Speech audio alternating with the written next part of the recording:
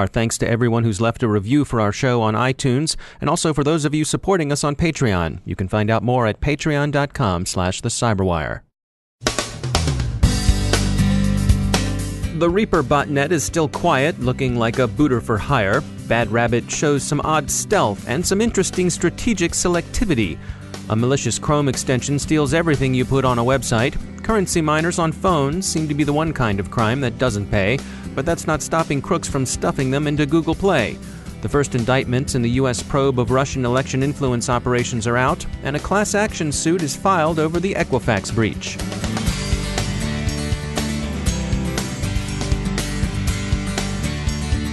Time to take a quick moment to tell you about our sponsor, Recorded Future. You've probably heard of Recorded Future. They're the real-time threat intelligence company, and their patented technology continuously analyzes the entire web to give InfoSec analysts unmatched insight into emerging threats.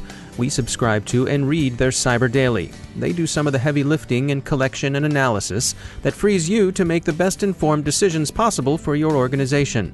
Sign up for the Cyber Daily email, and every day you'll receive the top results for trending technical indicators that are crossing the web, cyber news, targeted industries, threat actors, exploited vulnerabilities, malware, suspicious IP addresses, and much more. Subscribe today and stay ahead of cyber attacks. Go to recordedfuture.com/intel to subscribe for free threat intelligence updates from Recorded Future. It's timely, it's solid, and the price is right. And we thank Recorded Future for sponsoring our show.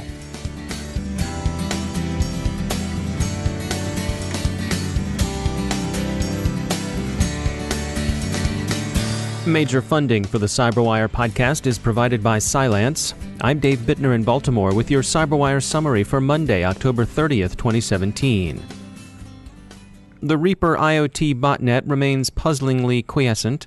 It may also be smaller than initially believed.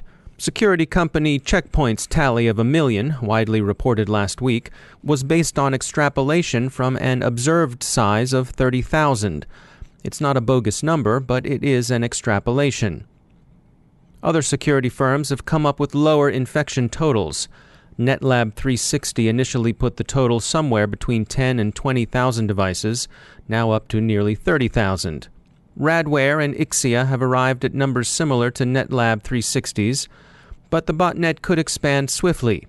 NetLab 360 reports observing a queue of about 2 million devices vulnerable to exploitation by a Reaper control server. While most researchers see signs of amateur missteps by Reaper's developers, the botnet's development platform lends itself to attacks other than the expected DDoS. But as things stand, Reaper looks like a booter or stressor service intended for China's domestic DDoS-for-hire black market. That's Arbor Network's assessment anyway. They've told Krebs on Security that, quote, Reaper appears to be a product of the Chinese criminal underground. Some of the general Reaper code is based on the Mirai IoT malware, but it is not an outright Mirai clone, end quote. Researchers at Morphus Labs are describing a new malicious Chrome extension that they're calling Catch-all. Catch-all does what its name suggests. It intercepts and captures all of a user's interactions with sites reached through the browser. Morphus researcher Renato Marinho has details up on the SANS Institute's Internet Storm Center InfoSec forum. He's been tracking malicious Chrome extensions for some time. This campaign, which has been observed in Portuguese-language emails, fishes its way into victims' machines posing as an email with links to photos sent via WhatsApp. If you follow a link, you'll download a dropper, which will present a bogus Adobe Reader install screen, and at that point, Bob's your uncle, or rather their uncle, since Catch-all will indiscriminately pull in all the data you enter into any website you visit. Security researchers are reporting an odd discovery about BadRabbit. FireEye and Cylance say the ransomware skips encryption if it detects Dr. Web antivirus software. Dr. Web published the same findings. Cylance thinks it's a stealth measure having to do with the way Dr. Web protects the master boot record, and that BadRabbit also keeps an eye out for McAfee products that operate similarly to Dr. Webb's.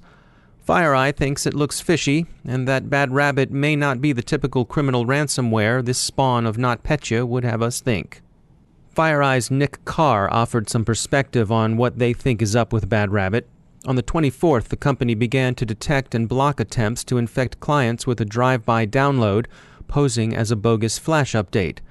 Carr said, quote, "The infection attempts were referred from multiple sites simultaneously, indicating a widespread strategic web compromise campaign," end quote.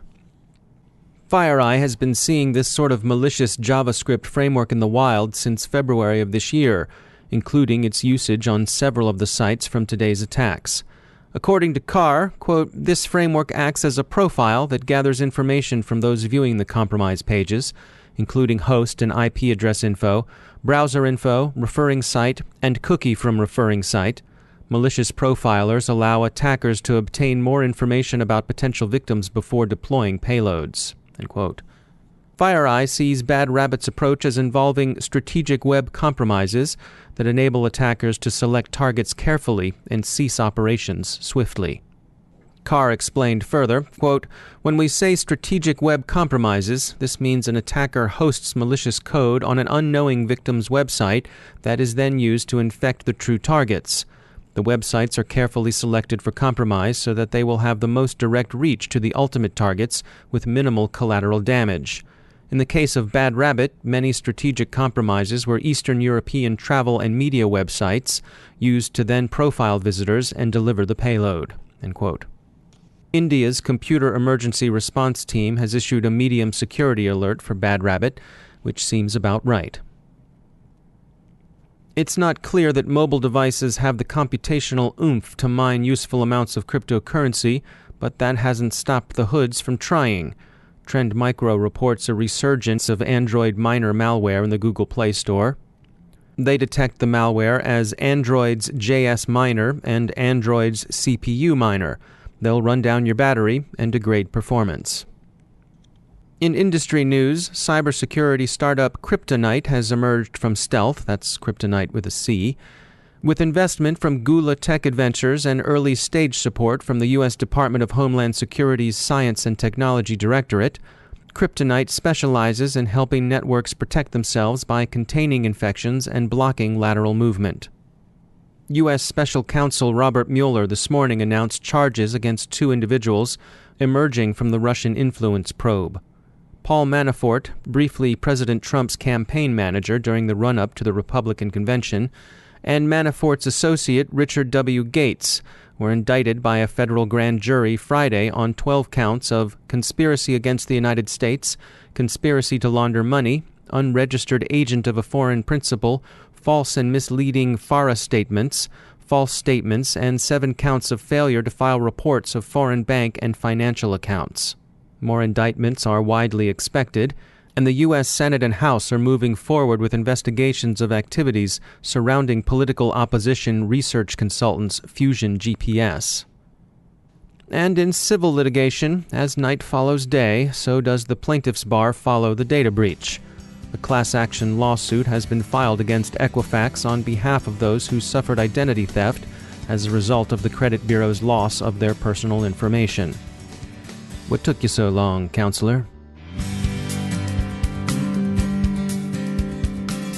Time for a message from our sponsors at E8. We've all heard a great deal about artificial intelligence and machine learning in the security sector, and you might be forgiven if you've decided that maybe they're just the latest buzzwords. Well, no thinking person believes in panaceas, but AI and machine learning are a lot more than just empty talk. Machine learning, for one thing, is crucial to behavioral analytics.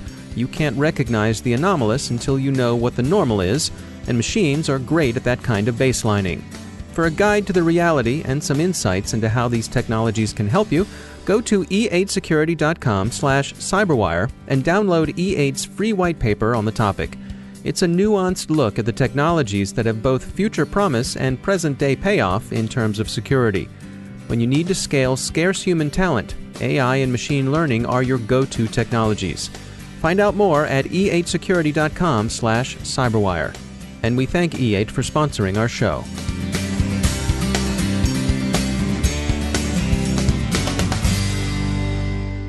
And I'm pleased to be joined once again by Emily Wilson. She's the Director of Analysis at Terbium Labs.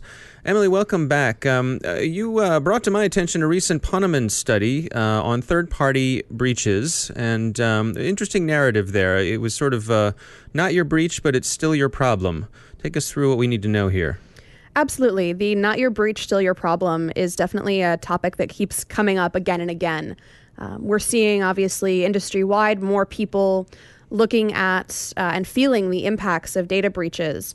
And typically, people are thinking about people are concerned about breaches, hey, is this my data? And more specifically, is this my problem? Is this my system? But, companies don't always have the benefit, and call it a benefit, right, of it being something that they can control or they can contain. And Ponemon's looking at data around how people are assessing and evaluating not only third-party risk, but what they're calling nth-party risk. The third parties you trust with your data, then who are they sharing that data with? And how can you get control over that? Is it a matter of disclosure? That basically, anyone you do business with who has access to your data, you require them to tell you who they're going to share the data with and how? That's one approach to it, and Ponemon has a nice breakdown. I would encourage, I know plenty of the listeners are going to be familiar with the Ponemon reports. This one's from September this year, third-party risk ecosystem. I would recommend reading it. They talk about different ways companies are approaching this, and some of it is in contractual language. But then also, a lot of this relies on a third party disclosing to you that they've had a problem, which means the third party needs to know that they've had a problem. And that's an entirely separate issue. Right. We've got the statistics are sobering there that can take, I don't know what the current number is, but we've certainly heard up to a year before you even know that someone has been inside your system. Right. And that ends up showing up in this report. Only 35% of respondents were confident that a third party would notify them if they'd had a data breach. And that drops down to 11% for an nth party, right? Someone outside of a third party. And so when you look at that, if only 35% of the respondents were confident that a third party would share that with them, how does that number drop even further when, again, that's notifying them when they know there's a problem? Are we heading towards this time when perhaps the safest approach is just assume that the data has been breached? I wish I could be as optimistic as saying that we are heading toward that time. I think companies need to now assume that they have been breached or that one of their partners has been breached. As we've been seeing, even with a company like Yahoo, we recently heard that the number of accounts exposed there was even higher than we originally thought, and that dates back to, 2014? So, I think we're going to see over the next coming years, we're going to, continue to hear about breaches that people are discovering 2 or 3 years later. I think you absolutely have to assume that there has already been or soon will be a problem. All right. Emily Wilson, thanks for joining us. And that's the Cyberwire. Thanks to all of our sponsors who make the Cyberwire possible, especially to our sustaining sponsor, Cylance. To find out how Cylance can help protect you using artificial intelligence, visit Cylance.com. A quick request to head on over to iTunes and leave a review for our show and to subscribe there. It really is one of the best ways you can help other people find the Cyberwire podcast. We do appreciate it. The Cyberwire podcast is produced by Pratt Street Media. Our editor is John Petrick. Social media editor is Jennifer Iben. Technical editor is Chris Russell. Executive editor is Peter Kilpie. And I'm Dave Bittner. Thanks for listening.